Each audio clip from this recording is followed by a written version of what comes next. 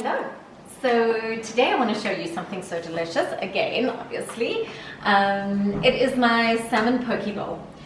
So obsessed with this dish. It is such a great lunchtime dish, and it's fabulous for a weekend.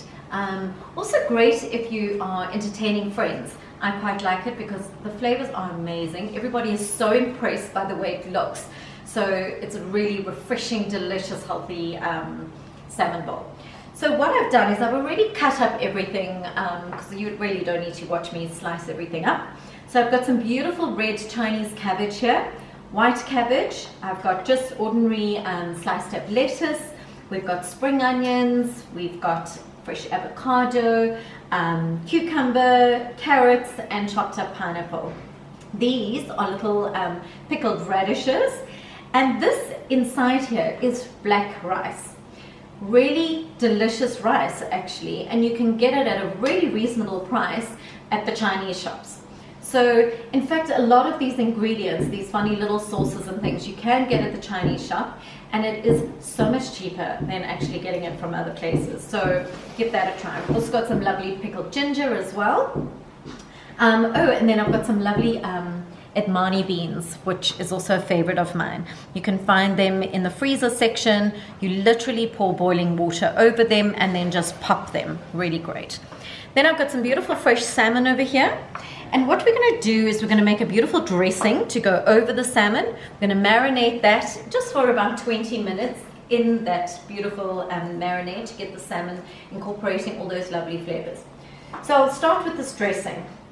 Grab a little jar. I always use my old jars when I make dressing. In the recipe, I've got sugar, but I quite like this palm sugar. Don't know if anybody's tried it. It's called palm sugar. It's made from coconut, and this is one of my favorites. So instead of sugar in a recipe, I normally add that. So it comes in a paste. So I'm going to pop that in. Then we're going to put about 3 tablespoons of tamari. Tamari is quite nice. It's gluten-free, very similar to soy sauce.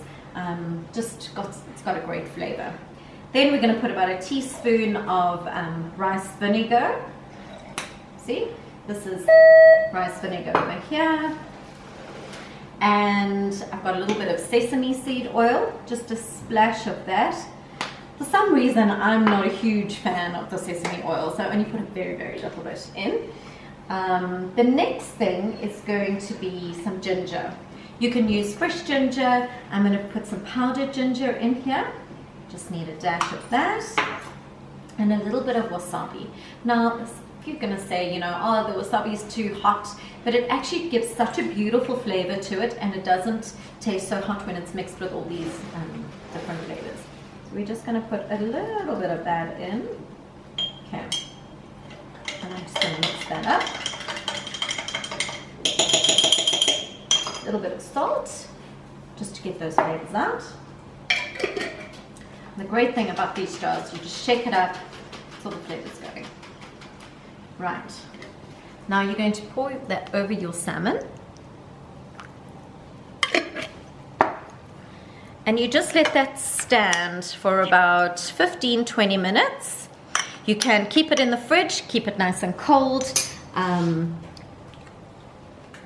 you can use that later. You can even do this the day before, totally up to you. All right. The next thing I'm going to do is make a little mayonnaise to go over this dish. Right, so I've got, also from the Chinese shop, it's amazing what you can find there. This is chorizo, what's it called? Chorizo? What is it? Sriracha sauce, I don't even know how to say it. Anyway, it's hot, okay, very, very hot.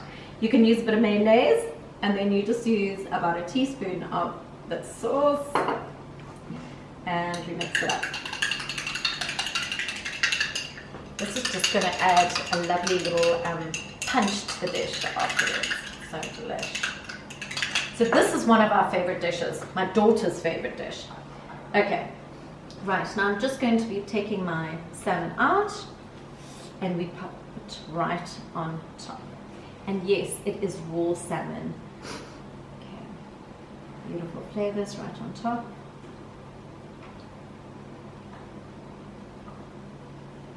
Right, sprinkle it with a bit of sesame seeds. Okay, I prefer the black ones. Lots of fresh coriander. Pop that on the side.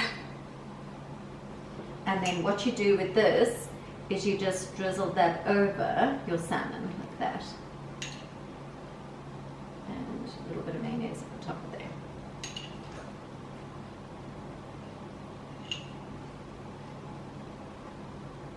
Such a beautiful, delicious, fresh dish to try. I promise you, your guests will be super impressed. The flavors you will absolutely love, so do give this dish a try.